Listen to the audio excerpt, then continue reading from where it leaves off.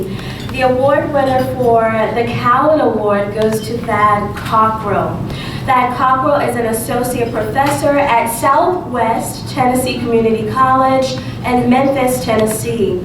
He has been there since 1998. He has taught English for almost 25 years, and his areas of specialization are interests in composition and contemporary American literature, particularly literature in American South.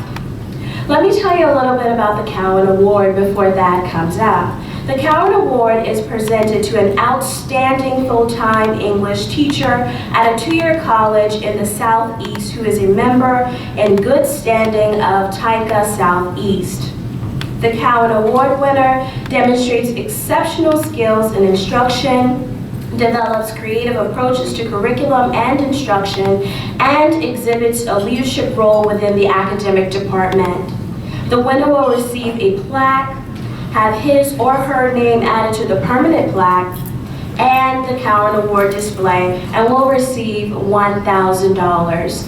Please help me welcome the 2016 Cowan Award winner, Thad Cockrill.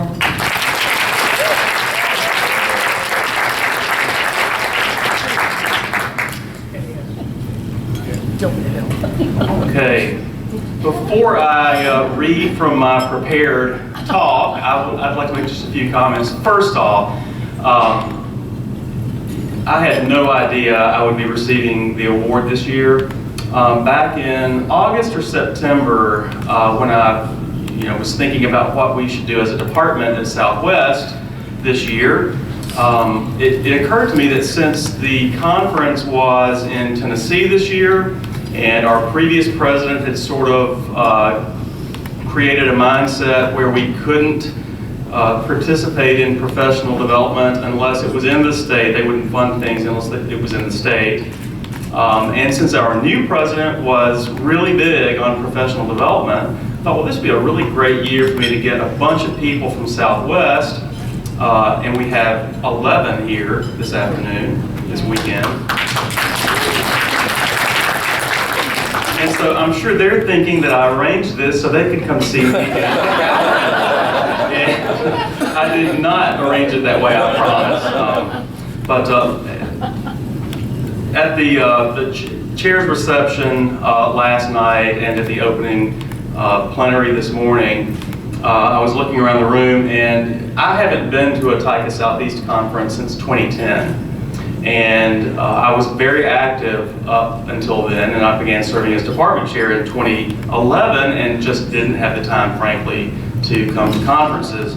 But half a decade since the last time I was at this conference, I'm really delighted to see that it is still as vibrant and warm an organization as it was half a decade ago. And looking around the room, the number of people here this afternoon to see me get the award, I would like to say that I am the man who accompanied Beverly Fothery to Knoxville. I'm sure you've all come to see her, so I'm going to make my comments just as brief as I can. And I'll explain the significance of this, my life as a sage on the stage comment presently. It's hard to imagine that next year I will have students who were born after I joined TYCA Southeast in 1998, I guess. But it's true. I've been a member of TYCA Southeast since 1998. So it's a special honor for me to be recognized with the Cowan Award. Thank you to those of you who nominated me, and thank you to the committee for believing all the nice things they said about me in their nomination letters.